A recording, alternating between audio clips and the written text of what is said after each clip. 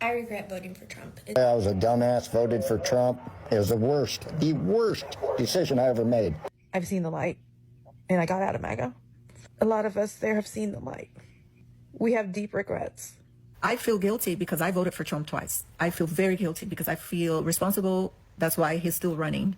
I was with Trump for 9 straight years. I'm disappointed. I'm very disappointed in Trump right now. Be a MAGA guy, and I saw a live, and I am not kidding you. This dude, all these dudes these farmer dudes in there, these farm owner dudes, they're saying, well, we thought the blacks would come back and do the jobs because they don't have jobs. Well, I'm sorry to break it to you, but black people have jobs, and you thought you were getting your slaves back is basically what you were saying. Like, that's what you thought. Hello brothers and sisters, I really hope you're all doing fine from wherever you are watching me from. Now, a lot of MAGA supporters have now been calling out the black community to come and work in their farms. Now, they have been threatening to do something bad or evil if the black community and the black nurses are not going to respond by coming to help them pick blueberries and save their farms from going bankrupt. So let's watch this video, then have a really quick discussion at the end of it. Thank you so much. The tension between the Black and Latino community needs to stop, and we need to be the generation to stop it. Anti-Blackness exists in our community. We know this. Anti-Blackness also exists within the Black community itself. All communities of color struggle with this, and the reason why is what we all have in common. We were all colonized and trained to have a mindset of you versus me for survival. But that ends with us. We need to lead with unity and not division. We have to be the change we want to see. We have to stop pointing the finger in both communities and make the decision that we are going to choose to be united versus divided. I'm not going to pretend like I have all the answers, but here are examples of how you can show up differently and be the change you want to see. Number 1, share stories of solidarity. Share stories of love. Share stories of when you have experienced the Black or Latino community showing up in your spaces. We need to shift the narrative. Number 2, if your reality is division between the Black and Latino community and your goal is unity, then it is up to you to seek out examples of when the Latino and Black communities show up for one another, where they show love, where there is actual solidarity, because guess what? It exists. And if you need a place to start with me. I am happy to be a part of your network of Latinos who have nothing but love for our Black sisters and brothers. Number 3, ask your neighbors how you can be helpful. You need to lead with your heart in this moment. That is the only way that we are going to experience an actual shift. We have to show up as human beings. We have to show up vulnerable. We have to show up as the change that we want to see. Lastly, ask others to join you. Let's actually start in the comments. Share your stories of solidarity and love. If members of the Latino and Black community have a hard time seeing it, let's show them how it's actually done. I stand with my Black brothers and sisters, and I also stand with my Latino familia. But the change, it starts with us. I love you. Now, I will admit this. I am 57 years old, and I've been on this earth for a long time. I heard something. I was today years old when I heard this, and it floored me. It stopped me in my tracks. There was a creator, and I'm going to tag him below, that made a statement that just blew my mind. He said, and I believe it's probably more, that during the American Civil War, 90% of the Confederacy, the people who died in the Confederacy, did not have enough money to own slaves. They were willing to die to keep Black people down or enslaved. They neither owned slaves or owned land. This is exactly what we are experiencing today. I said yesterday that over 500,000 white people in the state of Louisiana will lose their Medicaid.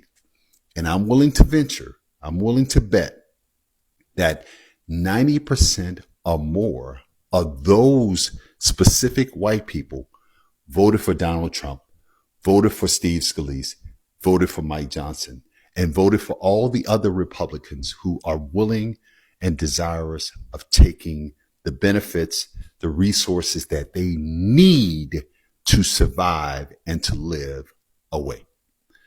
Makes no sense. That is MAGA. Them farmers really thought we was going back to them fields. They really thought we was going back to them fields. You know what? My mother was the first generation on her mother's side not to be brought up on a plantation. Not to be brought up on a plantation. That's what I said. My grandfather had a 3rd grade education, but he left my mama 2 houses, property in the bank, property and money in the bank, with a 3rd grade education. And guess what? He worked in fields. My great grandmother worked in fields and cut that cane just like a man. You hear me? And if you think that Eddie Lewis and Victoria C. Jones and all the rest of my ancestors bust their tail in them fields for us to go back to the fields, absolutely not. That's not progress. We're trying to heal from ancestral trauma. We're trying to heal from that. That ain't happening. That produce could rot in them fields before we go back to them fields. They need to let them know that. So y'all remember when it was said that we taking all the black jobs? They really thought that we was going to be looking for black jobs, y'all. And I woke up this morning, I was scrolling through TikTok and I saw this guy made a video and I saved it to my favorite so you can go look for it. And he said he was pretending to be MAGA on one of those other apps. He said they were doing a live and the farmers were saying that they thought that the black people would be looking for jobs to work on their farms. Now you gotta be kidding me. Do they think we really looking for farm work? Do they not know that we are educated and we got degrees? And being a farm worker ain't even in the jobs categories that we be looking for. They really don't know how educated some of us are. They don't know how many degrees a lot of us have. They got to be really lost if they think that we want to come and work on their farms. They don't know that our parents and our grandparents growing up wouldn't even let us be outside if it wasn't no shade outside. Do they really think that we gonna work on a farm where ain't no shade trees at? I hate to disappoint y'all, baby, but you gonna have to get somebody else to do it, because we ain't working on nobody's farm. Never. The only way you gonna see black people working on a farm is if they own the farm, because we not working on nobody's farm as no workers. So I hate to disappoint y'all. If y'all thought those was black jobs that black people looking for, honey, you better think again, because black folks that I know got good jobs. We've had a black president. We had a black vice president. We got black senators. We got black congressmen. We got black CEOs. We got black doctors. We got black nurses. We got black psychiatrists. We got a lot of good black jobs. Now, I don't know what y'all thought we was going to be farm workers for. We don't even want to work in the fast food industry. Those jobs, we don't want those kind of jobs. So, I hate to disappoint you MAGA people, but we don't do farm work. So get somebody else to do it. I'll like, share, comment, and repost. Drop in the comments y'all education and y'all good black jobs, because they don't think we got good black jobs out here. So we need to let them see it. America has never lacked labor. It just always had a very clear idea of who should be doing it. The fields, the factories, the kitchens, the care work, always someone else's job. And now, according to our Secretary of Agriculture, that job should go to Medicaid recipients. Not because they volunteered, not because it pays well, but because in the eyes of power, The poor are disposable, and poverty is now a work assignment. Recently, the Secretary of Agriculture suggested that immigrants being deported from this country will be replaced on farms by Medicaid recipients. Let that sink in. We're now saying if you are poor, you work. If you are sick, you work. If you are disabled, an elderly, or a veteran who served this country and now relies on public health care, you work. Not because it's a calling, but because your life, your value, is reduced to whether you can produce cheap labor. For food you may not even be able to afford yourself. This isn't policy, it's punishment. It's the reincarnation of an old American idea that certain people were born to serve. And if they can't serve willingly, then the government will assign them value. Let's be real here. We know who she's not imagining out there in the fields. She's not thinking of white mothers in rural Ohio. She's not thinking of Vietnam vets who spent decades battling PTSD. She's not thinking of your grandfather on oxygen or your neighbor recovering from surgery. But when she says Medicaid recipients, she wants you to picture a black or brown face, a poor person, someone else. This is not about labor. This is about lineage. This is about who America has always considered the help. And now that immigration is being restricted and borders are tightening, they're looking inward and they're asking, who's left to exploit? But here's the irony. The people they want to push into those fields are the same people who built the country in the first place, who fed America, who picked, planted, and processed without dignity, wages, or thanks. And we are not going back. This isn't just a cruel policy suggestion. It's a reflection of how far the political mind has strayed from compassion and logic. Because if they truly cared about labor shortages, they'd reform immigration, they'd raise wages, they'd offer healthcare, housing, and safety. But instead, they punish the poor for being poor, and they punish the sick for being sick. So the next time someone in power suggests that Medicaid recipients should work the farms, ask them, which ones? The single mothers in trailer parks? The white veterans on disability? The 74-year-old widower in Alabama? Because if you're going to assign people to the fields, don't pretend it's about fairness. Call it what it is. Modern day indentured labor, dressed up as policy. So I just posted about an hour ago a video about MAGA Mother's Day and what that looked like for me as the mother of a MAGA son, and the pain. I touched on the pain. What I didn't talk about, and what I feel compelled to talk about based on the many comments and feedback that fell onto that post, all the hurt that fell onto that post, all of the sadness and the confusion that fell onto that post, all of us who feel all those things because we have a family member who decided that being a racist is a good thing, that being against women's rights is a good thing, that being anti-LGBTQ plus is a good thing, that being anti-trans is a good thing, that, oh, this is really hard.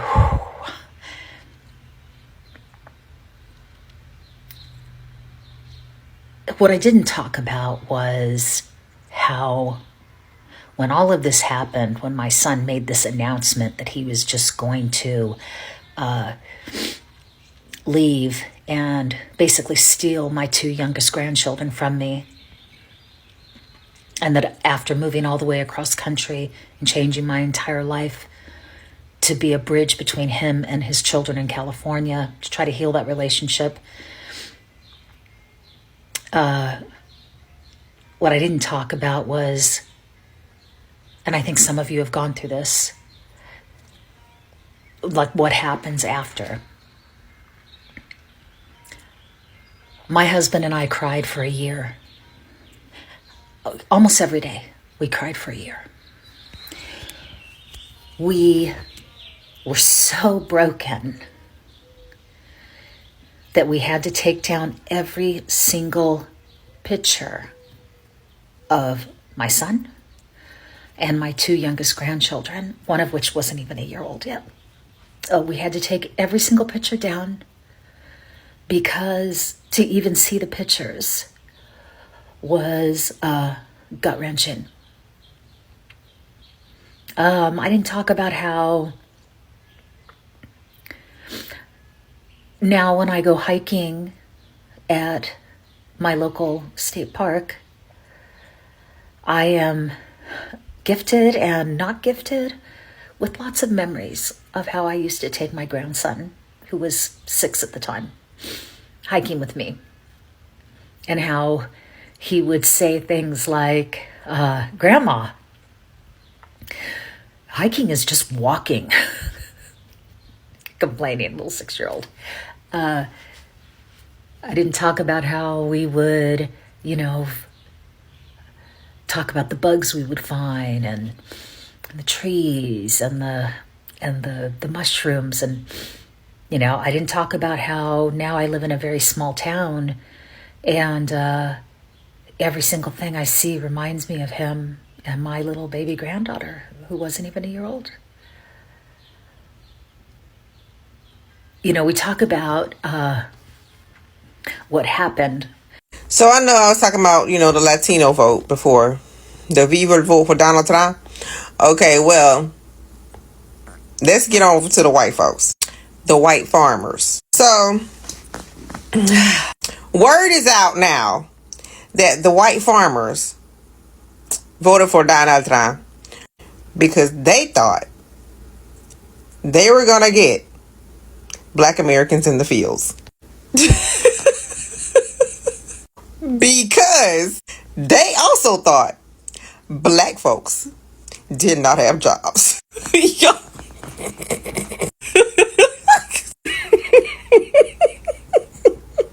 So when we put this all together, somehow the white farmers were convinced that Black folks don't have jobs. We don't work. we don't work. And so they voted for Donald Trump because they thought, okay, he gonna send them in the fields. So Donald Trump and them, with their whole Project 2025, said, okay, so we got to make this happen. So we got to cut these DEI stuff, all this DEI stuff, to put Black Americans out of work. When in reality, they put a bunch of white folk out of work just to get Black folks out of work. And so all these cuts that are happening are to try and harm Black Americans so much till they think that we're going to go into the fields. Now, when you think about that, that makes you double back and see why they want the Latinos out. Because the Latinos, right, to them, they are reproducing entirely too fast, okay? And so they're like, we got to get them out of here because Black Americans don't reproduce as fast as the Latinos. And so if we could get them out, then the Black Americans can take their place in the field. This is for real. And so now you double back to the Black jobs. They're taking your job.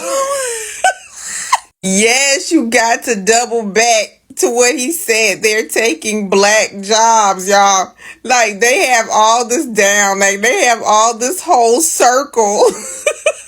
So now let's go back to the farmers, if you're still with me, okay? Because the white farmers, that's what they believed was going to happen.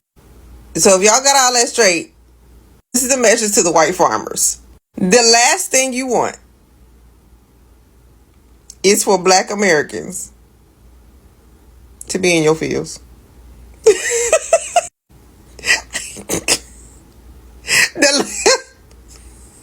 Don't let the devil fool you. As a matter of fact, you might want to let the devil fool you to see what's going to happen. Well, I'm trying to tell you, the last thing you ever going to want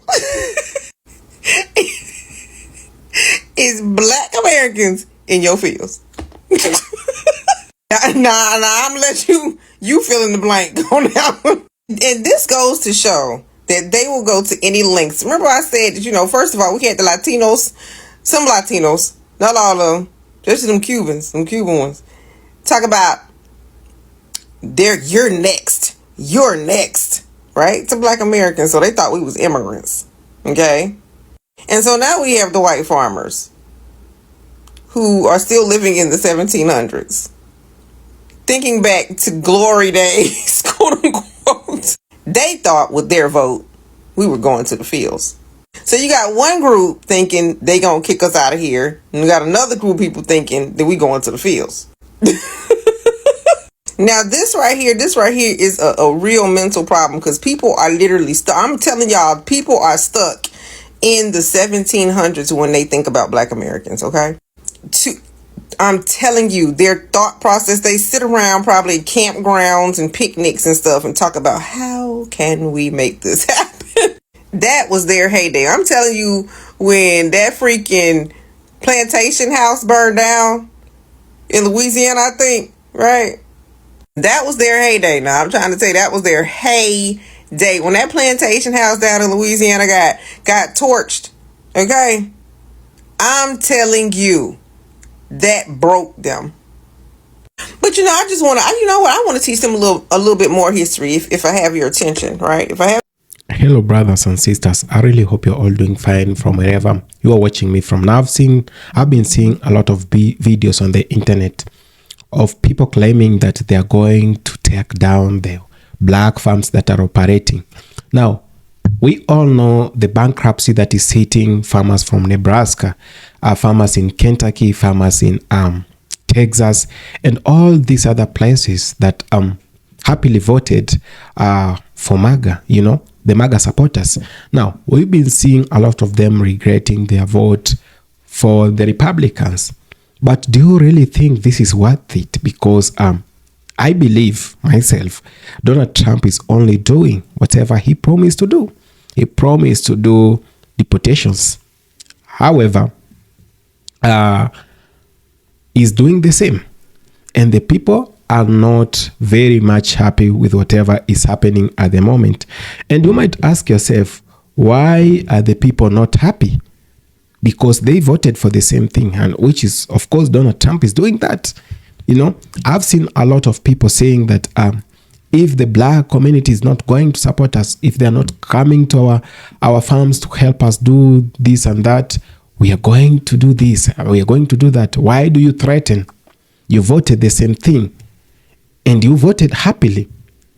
So why do always people regret after voting?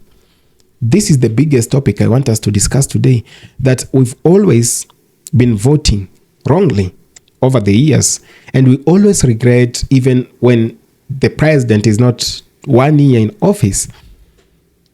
But we do elect the same people who have held a political positions before, and we've always known how they actually deliver, or if they deliver or not. But we've always assumed everyone in power is bad, and that's it. The system cannot allow you to have everything. The system wants you to wake up in the morning, go to work, come back in the evening, you are very tired, pay your mortgage, pay your taxes, and all these other things, and repeat that until you become so old, that you do not even have time to concentrate with so many other things. And that's how the political elites have made it very possible to control the people over the years. That you sometimes think this group is good than the other. You sometimes think that Democrats are better than Republicans, or Republicans are better than Democrats, until when they come to power, then you realize they are all the same. So how are we going to get away from the tensions that we've always had over the years? That we've been voting for presidents of which we complain after 1 or 2 years, then vote for another president, of which we will still complain. Now, why can't we fix the problems we have first instead of fixing the politicians? You know, we can't fix politicians, but we can fix the problems we have. The problems of emotional voting, the problem of always thinking this group is better than the other. The day the people will know that the politicians are the same is the day you will also get away from most of the problems you have. The problems in Africa, the problems in the US, the problems in the Caribbean, the problems in Europe, the problems in Latin America are always, they always have answers, and the answers are with you. That we must change the way we think about politics. If you are a very good student of political science, you understand. And when Aristotle was talking about power with absolute, like voting for a person who turns themselves into absolute monarchs, you know, and Aristotle argued that democracy is the biggest fallacy that was sold to the humankind or to the human race. That most of the people were told democracy or the rule of law guides any political class or any political or any government, you know. But in real sense, there is no democracy for you. There is no democracy. Democracy only exists to those at the lower pyramid. The constitution, the law only applies to those at the lower pyramid. But to those at the highest levels, they only work to protect their interest. They only work to protect their businesses. And you only work to pay taxes so that they can misuse the taxes. The taxes that people pay is to fund the political tensions, not the political tensions necessarily, but is to fund politics. Because if you actually fail to pay your taxes, you know, Democrats, Republicans, or whichever party that exists in your country will go down. So they only depend on your taxes. That's why you will get your representatives voting for very controversial bills without even a clear understanding of whatever the bill says, because they know the misuse of public fundings is whatever they enjoy the best. It's whatever funds their lives. Corruption is whatever has funded their lives and businesses for a very long time. So I feel like the people have been so much brainwashed to think that there is a savior every other election cycle who is going to serve them to the interest of their hearts, to the interest of the people. Let me remind you, all these politicians you see aside or around, they have their sponsors, those who have sponsored those elections. I mean, those who sponsor their rallies, those who put so much. So when they get into power, their first priority is to protect the interest of the people who got them to power. And do you know where you come from, or where you are in their pyramids? You are so down, like they can't even figure out that they were voted by someone. So it is up to us to realize that the deeper cultural tensions, the deeper political tensions that we have, they are there for a purpose. They are there to divide you. They are there to separate you and make you not think properly, because all they have done is to make sure that the system is so corrupt, the systems are not working, so that you take much of your time concentrating on the things that are not very important, and the things that are very, very important are left unattended to. This is the reason I've always said that Donald Trump was supported by so many billionaires, and so to Kamala Harris. When they get to power, the first priority is to protect the interest of the people who voted for them, or who not voted for them, but those people who supported them, those people who made sure that their rallies became to a reality, their dreams came to a reality. They might act like they are not talking, they might act, that's whatever is called divide and rule. that someone seems not to be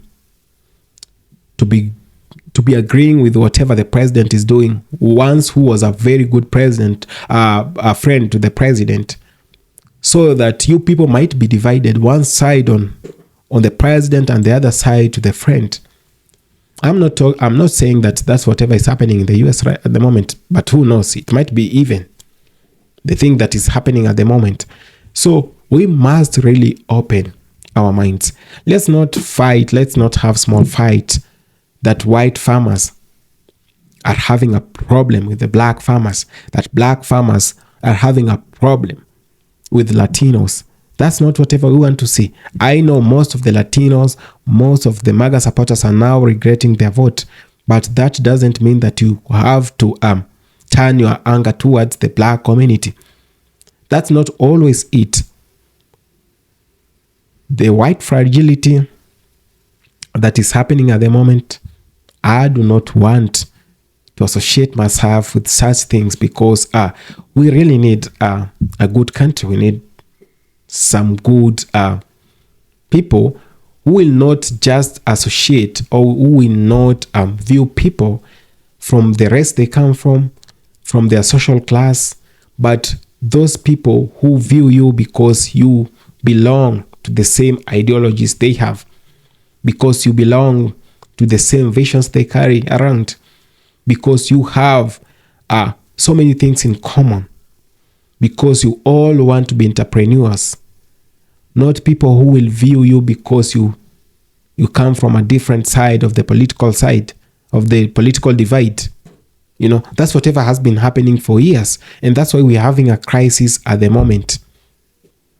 We should stop the topic about political revenge that are happening at the moment. We've seen a lot of the Republicans voting against Democrats in a way of revenging. We've seen Democrats doing the same, and it's not just making sense. It's not just ending well, because at the end of the day, you vote a candidate who is not fit to lead you. Then after a few days or after a few months, you realize that I made a mistake just to punish the other political divide. And for that one reason, you live 4 years crying out, and trying to shift blames from one side to the other. We really do not want to see such things happening. We want a society which is very straight, a society which the people are not fighting against themselves. Leave that for the politicians. Let them realize that you know whatever is happening, and that you are very, very careful, and that no one is going to deceive you to vote for something that is not making sense, So for whatever reasons, I just feel like the MAGA supporters are not just doing justice for themselves. You voted this place, wait after 4 years, look for your brothers, have a talk, and maybe vote better. I do not say that you go vote for Democrats. I do not say go vote for Republicans. I want to tell you, vote for people out of their track records. However much the system is there, but at least someone who can deliver, even if they're being protected by the same system that's got them there, but they have the fear of the people. Do not vote someone who doesn't even fear his own people, who voted him to power. So, brothers and sisters, as much as we can talk from morning to the evening, if we are not ready to change, if you are not ready to take the initiative, it is as much as nothing, because all said without actions is wastage. So we might want to talk, but you can bring the change that you always talk about. I can bring the change that I believe I want. So we all have a responsibility, and we all have the responsibility to play in our lives and outside our lives. So let's stop the talk about the political revenge that we are planning against each other, and make our countries better. Our countries cannot be made better by electing leaders who have a bad track record. Thank you so much for having taken the time to watch this video. I really appreciate. If it's a first time on the channel, please consider subscribing, sharing, and commenting on these videos. Adios.